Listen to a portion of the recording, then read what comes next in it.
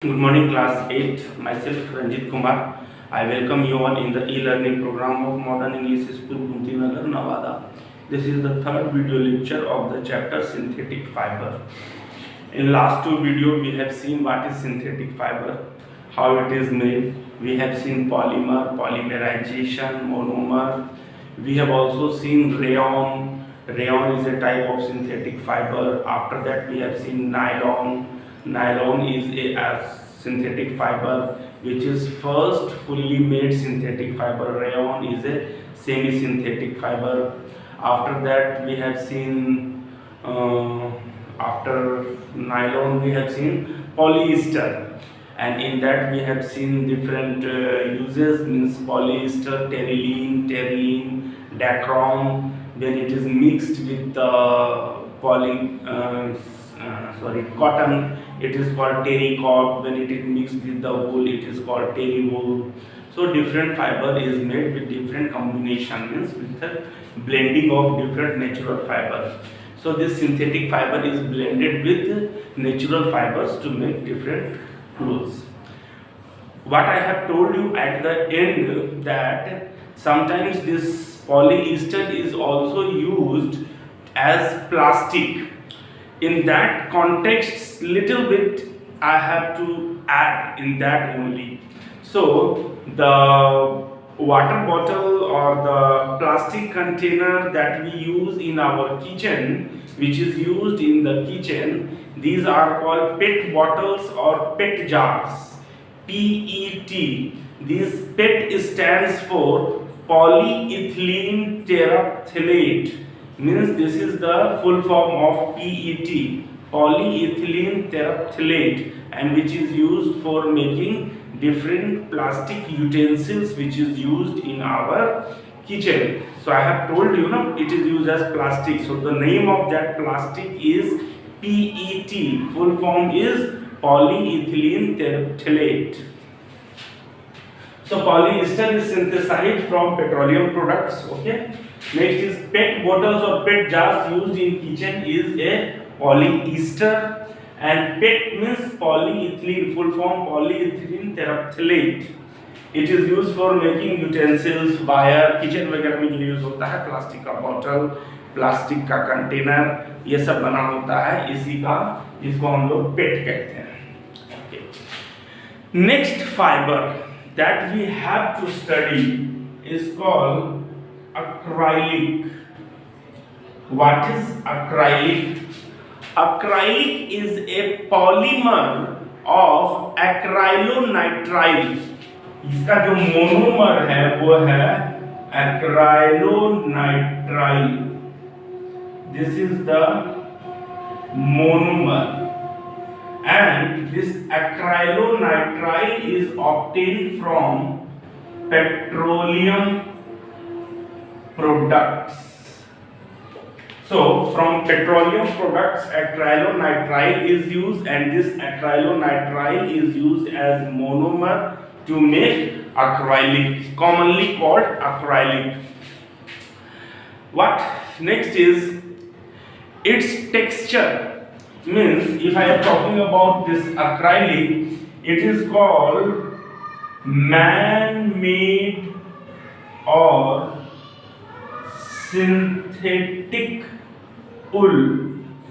इसको क्या कहते हैं? मैन मेड और सिंथेटिक वूल कहते हैं, ऊन कहते हैं. क्यों? क्योंकि इसका जो टेक्सचर है ये लाइट वेट है, ये सॉफ्ट होता है और ये वार्म होता है लाइक वूल. ऊन के जैसा ही ये लाइट वेट, सॉफ्ट और वार्म होता है. बट एक बात है, it is synthesis of this acrylic do not depend upon animals. First point. Second point, it is easily available and cheaper than wool. wool से ये सस्ता होता है. दूसरा पॉइंट. तीसरा point, it is available in wide variety of color. अलग अलग colour में पाया जाता है. 3 point.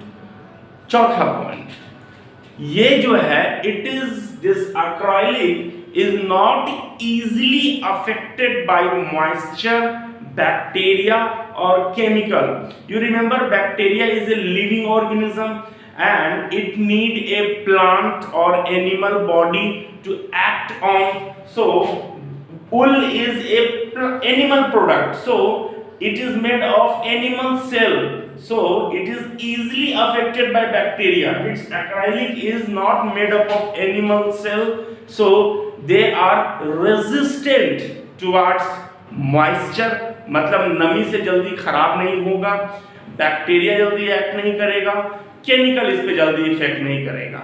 So these are the advantages of acrylic using instead of wool. Next, uses. This acrylic is used for making, guess कर चुके होंगे, sweater, shawl, jacket, cushions, यही सब बनाने में इसका यूज होता है. ब्लैंकेट, ये सब बनाने में यूज होता है किसका? एक्राइलिक का. सिंस इसका जो कैरेक्टर है वो मिलता है उल से, इसलिए इसको मैन मेड और सिंथेटिक उल भी कहते हैं. ये हो गया. इसके बाद एक और पढ़ना है स्पैंडेक्स. ये स्पैंडेक्स के बारे में आपके बुक में हमको मिला नहीं, एनसीईआरटी में नहीं मिला, मगर फिर भी एक प्रकार का ये फाइबर है, तो ज्यादा समय नहीं लेंगे स्पैंडेक्स बताने में, बस लाइटली थोड़ा सा बता देते हैं.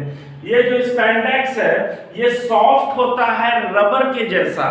It is soft rubber like, ये सॉफ्ट होता है रबर के जैसा होता है and can be stretched easily. So if it is stretched easily, so if I need to wear the cloth made of spandex, it will stick to my body. So it is tight hugging cloth, means which hold the body, means there is no loose ends. It will hold the body tightly like swimmers. So this spandex is used, means spandex is used for synthesis of undergarments. And it is also used for synthesis of means for making अभी तो बोले क्या, swimming costumes. Swimming costume के लिए इसको use करते हैं. सो दो एक्राइलिक और स्पैंडेक्स बचा हुआ है, उसको अभी हम लिख देंगे. फिर उसके बाद हम लोग देखेंगे advantages and disadvantages of synthetic fibres. Okay, so acrylic. Acrylic is a polymer of acrylonitrile molecule. Means acrylonitrile is the monomer for making acrylic. Acrylonitrile is obtained from petroleum products. Next is acrylic is lightweight. ये जो fibre होता है वो lightweight होता है, soft, warm like wool. So it is also called artificial wool. ठीक है. Next है, it is cheaper than natural wool.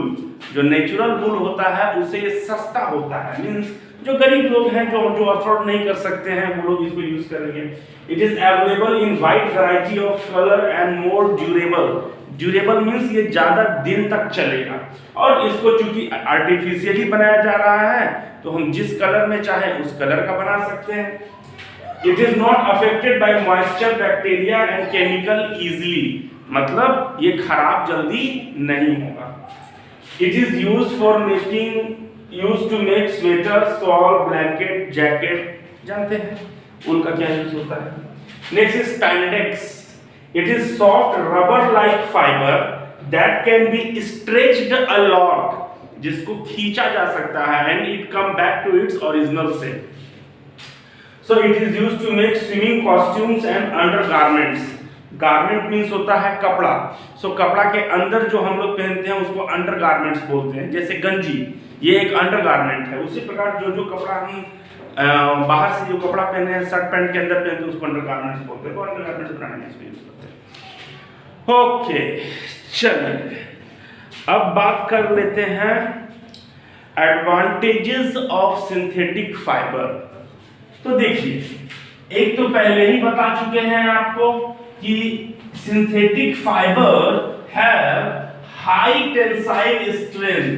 अभी सिर्फ समझा रहे हैं, आज लिखवाएंगे नहीं, अभी सिर्फ समझाएंगे, और इसको आप लोग अपने से पढ़िएगा और पढ़ने के बाद उसको समझिएगा.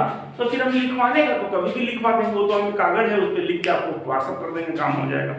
That's not the issue. First thing is to understand what I have told you with the activity in this chapter. I have told you artificial fibers means synthetic fibers have high tensile strength. तो भाई पहला advantage तो यही हो गया, it is more durable, ज्यादा दिन तक चलेगा। कॉटन फाइबर और वुल और सिल्क के कंपैरिजन में इसका स्ट्रेंथ ज्यादा होता है, ये ज्यादा दिन तक चलेगा। दूसरा point, water absorbing capacity. The water absorbing capacity of synthetic fiber is very less compare to natural fiber. अब थोड़ा सा इसमें कहानी में ट्विस्ट है, दूसरा जो पॉइंट है उसमें ट्विस्ट है। सोच कर देखिए, गर्मी के मौसम में हम सिंथेटिक कपड़ा पहने और वो मेरा पसीना एब्जॉर्ब नहीं कर रहा है, तो इसका मतलब ये खराब है, इसके यूज के अनुसार डिपेंड करता है। So same property means not absorbing much water is disadvantage of synthetic fibre. यही प्रॉपर्टी एडवांटेज भी है, डिसएडवांटेज भी है, क्योंकि इसके यूज पे डिपेंड करता है। मान लीजिए कि हम एक बहुत गरीब आदमी हैं और मेरे पास बहुत ज्यादा कपड़ा नहीं है, हम सिंथेटिक कपड़ा एक खरीद लिए पॉलिस्टर का। कोई भी गरीब आदमी है, शरीर तो ढकना ही है ना, सो उसको ढकने के लिए हम कपड़ा खरीद लिए, तो क्या करेंगे भाई, तो हम ऐसा कपड़ा चाहेंगे कि जो जल्दी सूख जाए। जल्दी सूख जाएगा तो एक ही कपड़ा से मेरा काम चलेगा। पहला चीज ये ड्यूरेबल है, दूसरा चीज ये जल्दी सूख जाना। तो अगर कम पानी सोखेगा तो सूखेगा भी तो जल्दी, तो ये एडवांटेज है। Means it dry up quickly but it is not comfortable to wear in summer because it means it do not absorb water.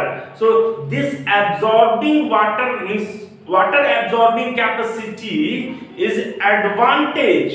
Why? It dry up quickly, and it is disadvantage. Why?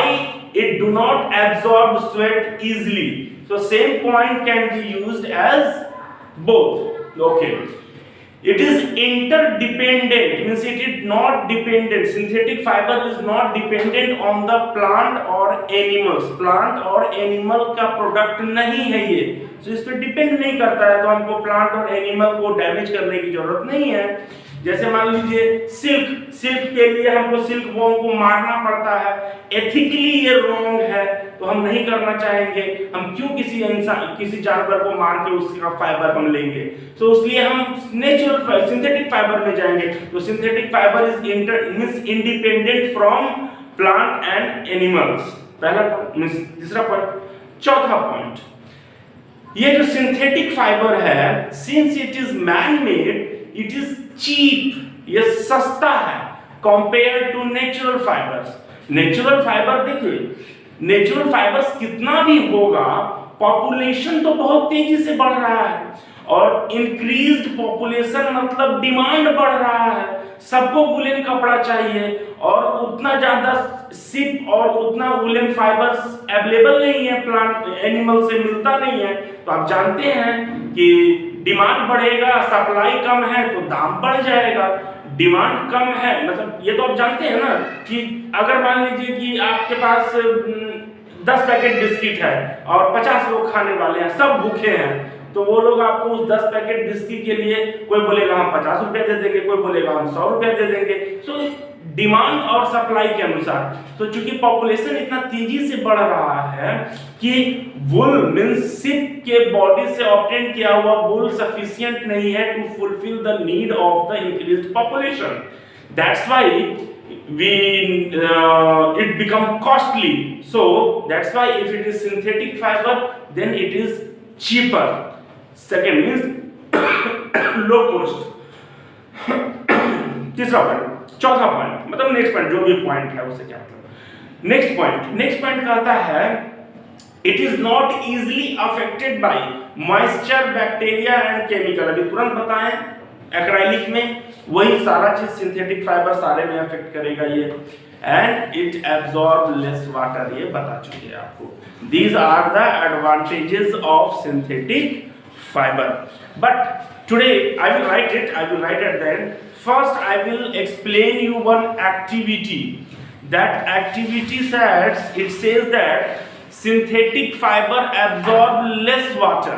वो कम water को absorb करता है। तो एक activity है, हमको लगता है ये एक्टिविटी बता देते हैं, फिर उसके बाद एडवांटेज और डिसएडवांटेज को थोड़ा सा हम लिख देंगे, उसके बाद आप इसको नोट कर लीजिएगा।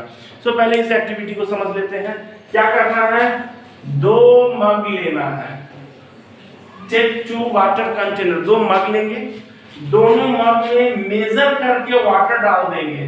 मेजर कर लेंगे, 10 ml है, 50 ml है, 100 ml है, 200 ml है, जो भी है उसको मेजर कर लेंगे। ठीक है, मेजर करने के बाद एक नायलॉन का फाइबर लेंगे, फैब्रिक लेंगे, कपड़ा लेंगे, और एक कॉटन का कपड़ा लेंगे। कॉटन आपको मालूम है नेचुरल फाइबर है, नायलॉन एक सिंथेटिक फाइबर है। दोनों का डायमेंशन सेम होना चाहिए, मतलब एक ही साइज का होना चाहिए। अब दोनों कपड़ा ले लिए, एक को डाल दिए, फॉर एग्जांपल नायलॉन को डाल दिए हम ए में और कॉटन को डाल दिए हम बी में। दोनों कपड़ा को सेम साइज का है, सेम वाटर है, दोनों को डाल के छोड़ दिए 5 मिनट के लिए। आफ्टर 5 मिनट्स हम दोनों को निकाल लेंगे। निकाल लेने के बाद इसको जाके अर्गन पे या कहीं पे सूखने के लिए डाल देंगे, और हम देखेंगे कि इन दोनों में से जल्दी सूखता कौन है। तो we will notice that nylon जो है इट ड्राई अप क्विकली, ये जल्दी सूख जाएगा कंपेयर टू कॉटन। तो सूखने की कैपेसिटी जल्दी है, ये जल्दी सूख जाएगा। एक और बात, left over water in the mug A and mug D, इस दोनों में जब हम देखेंगे कि पानी कितना बच गया, कुछ पानी तो ये कपड़ा एब्जॉर्ब किया होगा ना, तो हम देखेंगे कि कॉटन में, जिसमें कॉटन रखा हुआ था, container B, it has less water compare to mug A. Mug A में ज्यादा पानी बचा हुआ रहेगा इसके कंपैरिजन में। मतलब इससे ये समझ में आया कि सेम साइज का कॉटन का कपड़ा ज्यादा पानी सोखेगा और नायलॉन के कंपैरिजन में। और दूसरा पॉइंट ये समझ में आया कि नायलॉन का कपड़ा सूख जल्दी जाता है compare to cotton clothes. Okay, so I will write that, you will note it down. Okay, activity to compare water absorbing capacity of different fabric. Method: take a nylon cloth and a cotton cloth of same size. Cotton का cloth लेना है, मतलब fabric लेना है। soak them in different mug, each containing same amount of water. जो मग हम लेंगे उसमें सेम अमाउंट ऑफ वाटर होना चाहिए, उसमें एक में नायलॉन एक में कॉटन क्लॉथ को सोक कर देंगे। Take out the fabric after 5 minutes and spread in sun to dry. उसको निकाल के उसके बाद take out the fabric after 5 minute and spread in sun to dry. Compare the water remaining in the both mugs. दोनों mug में अब कितना पानी बच गया है, लिए तो एक सेम अमाउंट ऑफ वाटर थे। Compare the time taken by each fabric to dry completely. अब ये देखना है कि दोनों में से कौन कपड़ा जल्दी सूख रहा है। Observation, what we will see, the volume of water in mug from which nylon was removed is more compare to other mug. मतलब जिस मग से हम नायलॉन निकाले थे उस मग में ज्यादा पानी है compare to the other mug. Other mug क्या है, जिससे हम लोग कॉटन निकाले थे। Nylon cloth take less time to dry, जल्दी सूख जाएगा compare to cotton cloth. Conclusion, synthetic fibre absorb less water than natural fibre obviously, and synthetic fibre takes less time to dry up. So this is a gun or avgun, means it is a advantage or disadvantage. It depends upon the use. Okay, I will write the at least advantage. Next we will discuss about disadvantage. Okay, these are the advantages of synthetic fibers. means क्या क्या गुण है, कुछ अवगुण भी है, सिर्फ इसका गुण ही नहीं है, कुछ अवगुण भी है। So it has high tensile strength, so it lasts longer, means it is durable. Second, they are elastic, so regain its shape and size. So elastic होने के कारण हम लोग इसको स्विमिंग कॉस्ट्यूम के रूप में यूज करते हैं या हमारे बॉडी में इजीली फिट हो जाता है. So these are the characteristic advantages. They are wrinkle resistance to easy to maintain. हम गरीब आदमी हैं, हम कॉटन का कपड़ा पहनेंगे तो हमको हर दिन कपड़ा धोने के बाद आयरन करना पड़ेगा. आयरन करने में हर दिन एक बार पैसा लगेगा. क्या पैसा लगाएंगे हम सीधा सिंथेटिक फाइबर खरीद लेंगे. हमको एक बार जो उसका शेप है उसका शेप चलता रहेगा. So it is wrinkle resistant, so easy to maintain. They have low water absorption capacity, so dry up quickly.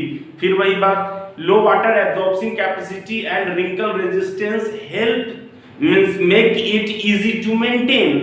Easy to maintain हो जाएगा. It is not easily affected by moisture, bacteria and chemicals. इसके द्वारा it is independent of plant and animal products. ये plant और animal के product पे depend नहीं करता है. It is cheaper. इसके अलावा भी बहुत सारे गुण हैं. ये लाइट वेट होता है, इस पे माइक्रो ऑर्गेनिज्म इजिली अफेक्ट नहीं करते हैं और ये इनर्ट होता है. इनर्ट होने का मतलब क्या हुआ, केमिकल से इजिली रिएक्ट नहीं करता है. इसके कुछ अवगुण भी हैं, सम डिसएडवांटेजेस भी हैं सिंथेटिक फाइबर के. सिंथेटिक फाइबर पे इलेक्ट्रिक चार्ज डेवलप हो जाता है और ये हमारे बॉडी से चिपकने लगता है. सो इरिटेशन प्रोवाइड करता है. Due to low water absorbing capacity summer में ये कंफर्टेबल नहीं है. अच्छा, और क्या है कि ये बहुत ज्यादा चमकीला होता है. तो कुछ लोग होते हैं ज्यादा शाइनी कपड़ा, लस्चरस कपड़ा पहनना पसंद नहीं करते हैं. अच्छा, एक सबसे बड़ा गुण क्या होता है, अवगुण means disadvantage of synthetic fibre क्या होता है कि अगर इसमें आग लग गया, ये इतना तेजी से जलेगा और जलने के बाद ये पिघल जाता है और प्लास्टिक के जैसा ये बॉडी से चिपक जाएगा. मतलब अगर आप एक सिंथेटिक क्लॉथ पहने हैं और अगर आप कॉटन क्लॉथ पहने हैं, कहीं किसी इंसिडेंट के कारण आपके कपड़ा में आग लग गया है, तो कॉटन क्लॉथ अगर पहने हैं तो आप इसको खोल के फेंकने के लिए आपके पास सफिशिएंट समय होगा. बट वही अगर आप सिंथेटिक कपड़ा पहने हैं, वो इतना तेजी से आग पकड़ेगा कि you won't have time to remove the synthetic cloth from your body. पहला चीज, एक तो तेजी से जलेगा. दूसरा चीज, कॉटन की तरह ये क्या कहते हैं, कॉटन की तरह नहीं जलेगा. ये सिंथेटिक क्लॉथ जलने के बाद वो पिघल जाएगा और पिघल के ये बॉडी में चिपक जाएगा. It damages more. So these are the disadvantages. इसके बाद हम लोग पढ़ेंगे डिसएडवांटेजेस के बाद हम लोग पढ़ेंगे ब्लेंडिंग. ब्लेंडिंग क्या हुआ कि अब हम लोग क्या कर रहे हैं कि कुछ सिंथेटिक क्लॉथ ले रहे हैं, कुछ कॉटन क्लॉथ ले रहे हैं. दो सिंथेटिक फाइबर ले रहे हैं, कॉटन फाइबर ले रहे हैं, दोनों को मिला दे रहे हैं अलग अलग प्रोपोर्शन में. 60% cotton cloth, cotton fibre, 40% synthetic fibre, 30% synthetic fibre, 70% cotton fibre. ये सबको मिला के अलग अलग कॉम्बिनेशन की मदद से जो कपड़ा बनाया जाता है. अब उस कपड़ा में दोनों गुण है, वो कॉटन का भी गुण है और सिंथेटिक फाइबर का गुण है. मतलब जो ब्लेंडेड क्लॉथ होगा वो ज्यादा दिन तक भी चलेगा और पसीना भी सोखेगा. सो क्या कह रहे हैं, ब्लेंडिंग ऑफ द फाइबर भी हम लोग जब पढ़ेंगे तब इसको थोड़ा डिटेल से और समझेंगे. ये एडवांटेज और डिसएडवांटेजेस को थोड़ा सा और पिक्चर क्लियर करेंगे जब हम ब्लेंडिंग की बात करेंगे. So note it down, remember it, and next video में we will see disadvantages and blending of different fibers. Okay.